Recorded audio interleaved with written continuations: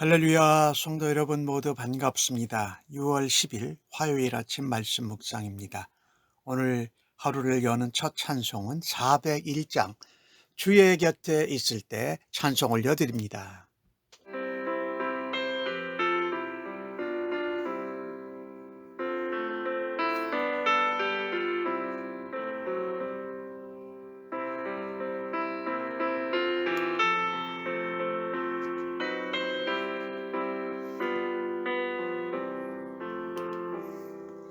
주의 곁에 있을 때 마음이 든든하오니 주여 내가 살 동안 인도하여 주소서. 주여 나를 인도하소서. 세상 살 동안 주여 인도하소서. 비난처인 예수여 세상 물결험할 때 크신 은혜 베푸사 나를 숨겨주소서. 주여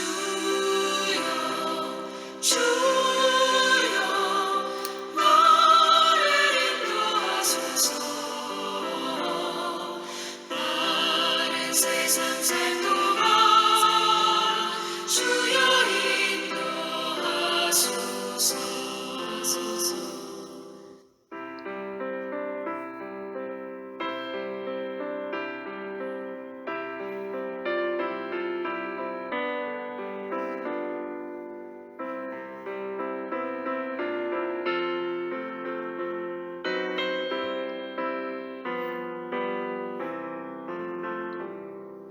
세상 풍파 지난 후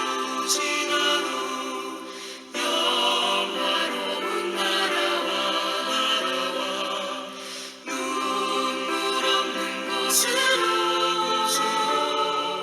들어가게 하소서. 주여 나를 인도하소서. 바른 세상 살 동안 주여 인도하소서.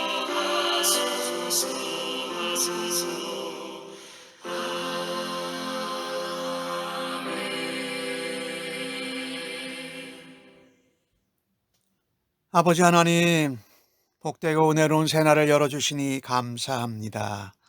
오늘도 하나님 말씀을 붙들고 아버지 앞에 나와왔습니다. 오늘도 말씀을 묵상할 때에 하나님의 음성 듣기를 간절히 사모합니다. 성령의 지혜와 총명으로 함께하여 주셔서 말씀 중에 하나님의 뜻과 하나님이 원하시는 길을 깨닫고 오늘 하루 그 길을 살아드리기를 원합니다. 그 길은 우리 주님이 가신 십자가의 길이요, 그 주님과 함께 우리 몫의 십자가를 감당하고 가는 길인 줄로 믿습니다. 우리가 주를 멀리 떠나기도 하고 주님이 우리와 함께 하시는데 우리가 주님과 함께 하지 못할 때가 많았음을 고백합니다. 오늘 주신 말씀을 기대하면서 오늘도 우리를 죄에서 건지신 주님의 은혜로, 아버지의 사랑으로, 오늘도 주시는 성령의 능력으로 주님과 함께 모든 길을 동행하기를 간절히 원합니다. 부족한 저희들을 날마다 긍휼히 여기시고 예수 그리스도의 십자가의 사랑으로 성령의 능력으로 저희들을 인도하시고 품어주시고 고쳐주시고 살려주시는 주님을 오늘도 찬양합니다. 온전히 하루를 의탁하면서 예수님의 이름으로 기도합니다. 아멘. 이 아침에 저희들에게 주시는 하나님의 말씀은 민수기 35장 22절로 34절의 말씀입니다. 함께 성경을 읽습니다. 악의가 없이 우연히 사람을 밀치거나 기회를 엿봄이 없이 무엇을 던지거나 보지 못하고 사람을 죽일 만한 돌을 던져서 죽였을 때에 이는 악의도 없고 해하려 한 것도 아닌즉 회중이 친자와 피를 보복하는 자 간의 이 규례대로 판결하여 피를 보복하는 자의 손에서 살인자를 건져내어 그가 피하였던 도피성으로 돌려보낼 것이요 그는 거룩한 기름 부음을 받은 대제사장이 죽기까지 거기 거주할 것이니라. 그러나 살인자가 어느 때든지 그 피하였던 도피성 지경 밖에 나가면 피를 보복하는 자가 도피성 지경 밖에서 그 살인자를 만나 죽일지라도 피 흘린 죄가 없나니 이는 살인자가 대제사장이 죽기까지 그 도피성에 머물러야 할 것임이니라. 대제사장이 죽은 후에는 그 살인자가 자기 소유의 땅으로 돌아갈 수 있느니라. 이는 너희의 대대로 거주하는 곳에 판결하는 규례니라. 사람을 죽인 모든 자, 곧 살인하는 자는 증인들의 말을 따라서 죽일 것이나 한 증인의 증거만 따라서 죽이지 말 것이요 고의로 살인죄를 범한 살인자는 생명의 속전을 받지 말고 반드시 죽일 것이며 또 도피성에 피한 자는 대제사장이 죽기 전에는 속죄를 받고 그의 땅으로 돌아가 거주하게 하지 말 것이니라. 너희는 내가 거주하는 땅을 더럽히지 말라. 너희가 거주하는 땅을 더럽히지 말라. 피는 땅을 더럽히나니 피 흘림을 받은 땅은 그 피를 흘리게 한 자의 피가 아니면 속함을 받을 수 없느니라. 너희는 너희가 거주하는 땅, 곧 내가 거주하는 땅을 더럽히지 말라. 나 여호와는 이스라엘 자손 중에 있음이니라. 아멘. 계속해서 도피성에 관한 말씀을 하고 계시지요. 이 도피성, 누구든지 악의 없이 사고로 살인을 했을 때 도피성에 피할 수 있었습니다. 그런 권리가 있었던 것이지요. 그런데 도피성에 피한다고 무조건 보호를 받는 것을 말씀하지 않습니다.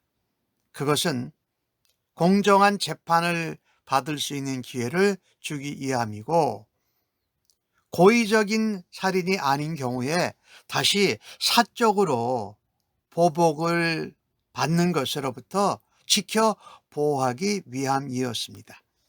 그래서 비록 도피성으로 피해도 살인에 대한 고의적인 의도와 계획이 드러날 경우는 반드시 처벌을 받아야 됐습니다. 죽임을 당한다라는 것이지요. 그러나 도피성에 피해 있는데 고의성이 없는 경우라면 공식적인 처벌을 면제받은 것이지요. 살인자가 죽은 사람의 가족 또 그들의 친척들로부터 보호를 받으려면 도피성 안에 반드시 살아야 했습니다. 그는 도피성이라는 그 지역 안에서만 보호를 받을 수 있어요.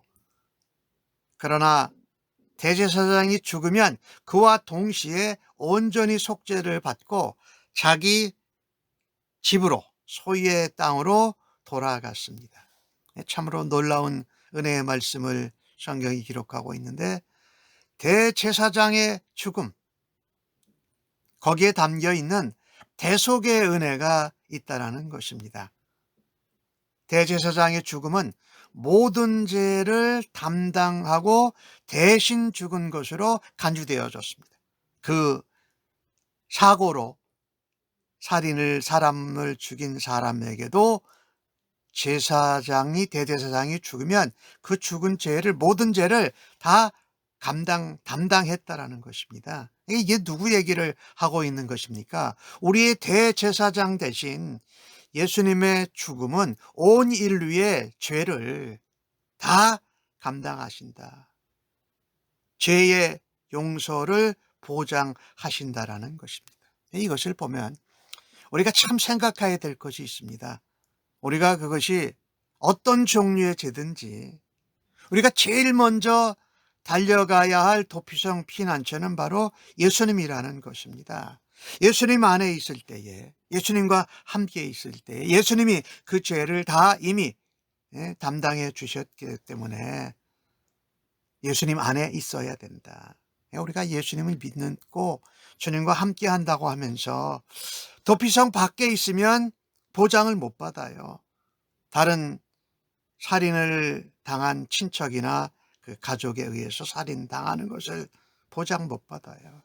그러니 우리는 예수 믿고 늘 예수님 안에 함께 있어야 되고, 우리가 죄를 범했을 때 우리의 피난처요 도피성 대신 예수님께로 나아가야 한다라는 것입니다. 그럼 우리가 예수 믿고서 예수님을 떠나서도 많이 살 수 있다고 생각하는 그런 마음, 그런 자세, 태도는 참으로 하나님의 지혜에 보면은 어리석다고, 얼마나 어리석은지 우리가 깨달아야 합니다. 오늘 도피성 얘기를 계속하면서 사람의 생명을 해한 값은 오로지 생명이라만 대속할 수 있습니다. 남을 죽였으면 반드시 죽어야 한다는 얘기는 어떻게 보면 굉장히 엄한 것 같지만 거기서 끝난 것이 아니라 대제사장이 죽은 후에 도피성에서 나와서 자유를 누릴 수 있다라는 것, 이것은 예수님께서 죽으심으로 우리의 죄를 용서받고 자유를 누리는 그 원리와 참으로 거의 똑같습니다. 대제사장이 죽었을 때에 도피성에 피해 있던 사람이 다 어떻게 해요? 용서함을 받는다라는 것입니다. 살인자가 우연히 살인했지만 도피성 안에 있어야 그 생명을 보호받을 수 있었다고 그랬잖아요. 우리도 예수님 안에 있어야 완전한 속죄, 구원과 보호를 누릴 수 있다라는 것입니다. 예수님 곁에, 예수님과 함께 무슨 일이 일어나면 가장 먼저 예수님께로 가야 된다는 말씀을 표현하고 있는 것이지요. 오늘 29절에서 마지막 절까지에는 이제 살인한 자, 고의로 살인한 자들에 대한 규례를 이야기합니다. 근데 이 살인자에 대한 것을 판결할 때는 반드시 명백한 증거와 증인이 필요했습니다. 증인이 만약에 한 사람이면 부정확할 수 있지요. 또 그 증인이 조작할 수 있는 가능성도 있잖아요. 그래서 살인자를 반드시 죽이는 것에 대한 결정적인 증거로 채택하기가 어려웠다라는 것입니다. 그래서 결정적이고 명백한 증거로 입증되기 위해서는 최소 2사람 이상의 증인이 필요했어요. 하나님은요, 부당한 판결, 부당한 처벌, 뭔가 뇌물을 받고 사람의 어떤 힘을 따라서 재판하는 것은 하나님이 하지 못하도록 막으신 것이지요. 오늘 31절에 나오는 말씀인데, 살인자로 확정이 되면 살인한 자, 피의자가 죽는 것 외에는 다른 것으로 갚을 수가 없었습니다. 죽는 것 외에 어떤 몸값을 대신 죽인 사람에 대한 몸값이라든지 합의금, 성경에는 그것을 생명의 속전이라고 말하거든요. 그게 말하자면 일종의 벌금 같은 거지요. 그것으로도 죽인 살인한 죄를 면책받을 수 없다라는 것이지요. 그러니 이 이 살인한다라는 것이 얼마나 하나님의 주권을 대적한 것인지를 우리가 깨달아야 합니다. 오늘 33절은 그렇게 말씀하지 않습니까? 피는 땅을 더럽힌다라고 말씀합니다. 그리고 너희가 거주하는 땅을 더럽히지 말라고 말씀합니다. 근데 너희가 거주하는 땅은 하나님이 주신 땅이에요. 약속의 땅이에요. 그 악한 가나안 땅을 하나님이 정복하고 거룩하게 구별되게 하시고 하나님이 그들과 함께 거하셨기 때문에 거기는 하나님이 거주하시는 땅이었어요. 내가 거주하는 땅이다. 그러니 더럽히지 말라. 내가 여호와 하나님이 이스라엘 자손 중에 함께 있다라고 말씀하는 것입니다. 그래서 살인하는 자를 반드시 죽여야 된다라고 표현한 것은 하나님의 땅을 더럽히는 죄를 범한 자들은 반드시 심판하시겠다는 하나님의 단호한 의지를 보여줍니다. 하나님이 창조하신 생명을 죽인 죄는 오직 죽음으로서만 속죄하고 갚을 수 있었다라는 것입니다. 이런 의미에서 우리 예수님께서 이 땅에 오셔서 십자가의 죽으심은 우리의 죄를 대속하시고 속죄하고 우리를 구원하고 영생을 살도록 하는 그 사역을 완성하시는 것입니다. 더럽혀진 땅을 예수 그리스도의 피로 다시금 거룩하게 하는 그 일을 또한 예수님께서 감당하셨다라는 것이에요. 살인으로 피 흘리는 것은 하나님이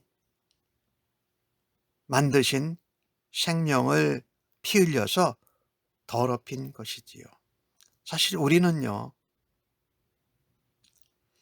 죄와 사망으로 죽었던 자들입니다. 근데 예수 그리스도의 피로 우리를 다시 살려내셨다라는 것이지요.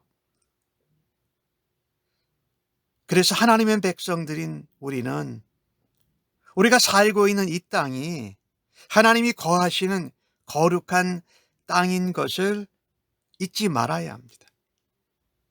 내가 그리스도를 믿는 사람으로 우리 안에 하나님의 전, 성령의 전이 내 몸이다. 몸과 마음과 영혼이다라는 것을 잊지 말아야 돼요. 그래서 우리가 이 땅에서 내 자신을 거룩하게 구별된 삶을 살고 거룩하지 못하고 불의하고 부정한 가운데 또 사망과 죄 가운데 죽어 있는 사람들을 살려내는 일이 하나님의 땅을 거룩하게 하는 일과 연결되어져 있다라는 것입니다. 오늘 주신 말씀을 보면서 이 도피성을 통해서 생명을 소중하게 여기시는 하나님의 그 마음을 우리가 깨닫고 그 마음에 동참해야 한다라는 것입니다. 그리고 이 시대에 세상의 소망이요 비친 주님의 몸된 교회, 하나님의 교회가 또 몸된 교회의 온 지체들이 도피성의 역할, 도피성으로 사람들을 인도하는 그것을 감당해야 합니다. 그들이 사람을 죽이지는 않았을지라도 하나님 그들이 하나님의 도피성 되신 그리스도의 몸 교회에 와서 거룩하게 구별되고 구원받고 변화되기를 간절히 원합니다. 그래서 우리가 거룩해야 된다라는 말씀을 하나님이 또한 하고 계신 것이지요. 양심에 꺼리낌이 있을 때는 어떤 말이든지 어떤 행동이든지 하지 말아야 합니다. 그래서 내 안에 하나님이 계시고 내 안에 성령님이 거시고 나를 십자가에서 대신 죽으시고 부활해서 우리를 구원하고 대속하신 주님을 바라다 보면서 오늘도 살아드릴 수 있기를 간절히 바랍니다. 도피성은 모든 생명의 피난처입니다. 도피성은 예수 그리스도의 그림자입니다. 대제사장의 죽음이 우리의 도피성에 있는 사람들에게는 대속의 은혜였던 것처럼 말입니다. 오늘도 그 도피성 대신 예수님과 함께 예수님 안에서 살아가는 하루가 되기를 주님의 이름으로 간절히 축복합니다. 하나님 아버지 감사합니다. 피 흘림이 없으면 죄사함이 없다고 하신 말씀을 기억하면서 우리의 죄를 대신 담당하시고 우리에게 속죄받고 구원과 영생을 주신 하나님을 찬양합니다. 연약하고 부족한 저희들을 사랑과 긍휼과 공의와 배려하시는 주님 감사합니다. 인간의 심적인 것, 또 육적인, 영적인 생명을 빼앗고 무너뜨리는 일이 저희들을 통해서 일어나지 않도록 보호해 주시옵소서. 특별히 어려울 때, 우리가 주님 앞에 죄를 범했을 때에 우리의 도피성이요 피난처가 되신 주님 앞에 신속하게 달려갈 수 있게 하여 주시옵소서. 그곳에서 주님 안에, 주님 곁에 주님과 함께 거함으로 주님이 약속하신 모든 은혜와 주님이 주신 모든 회복과 치료가 주님의 몸된 교회와 지체들을 통해서 나타나게 하여 주시옵소서. 감사합니다. 예수님의 이름으로 기도합니다. 아멘.